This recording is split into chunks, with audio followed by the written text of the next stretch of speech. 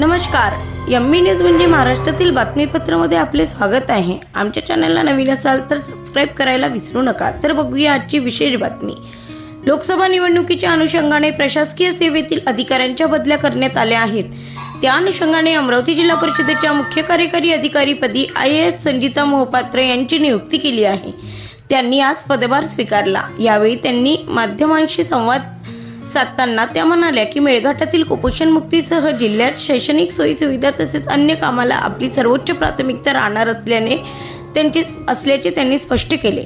तसेच संजिता मोहपात्र यांनी विविध विभागात जाऊन कामकाजाची माहिती जाणून घेत कर्मचाऱ्यांशीही संवाद साधला.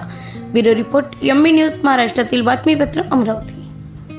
सर, अमरावतीला आज मी रुजू झालेले आहे. आज मुख्य कार्यकारी अधिकारी अमरावती. तर अमरावतीमध्ये भरपूर माझ्यापूर्वी IAS अधिकारी आलेले आहेत आणि त्यांनी खूप चांगल्या प्रकारे काम केलेलं आहे. आत्ता अमरावती माझ्यासाठी एक नवीन जिल्हा आहे आणि ह्यामध्ये काही स्पेसिफिक गोष्टी आहे ज्यामध्ये आपण लक्ष मी देणार आहेत.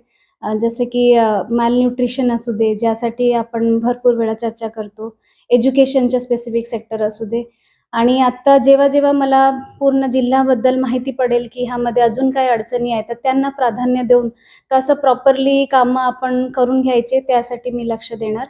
आणि जिल्ह्यामध्ये जे अडीअडचणी आहेत त्याचं प्रॉपरली कसं निवारण माझ्या पूर्ण जिल्हा परिषदेच्या टीमसोबत आपण डिस्कस करून त्यामध्ये कसं त्याचा मार्ग काढता येईल त्यामध्ये आपण प्रयत्नशील राहू.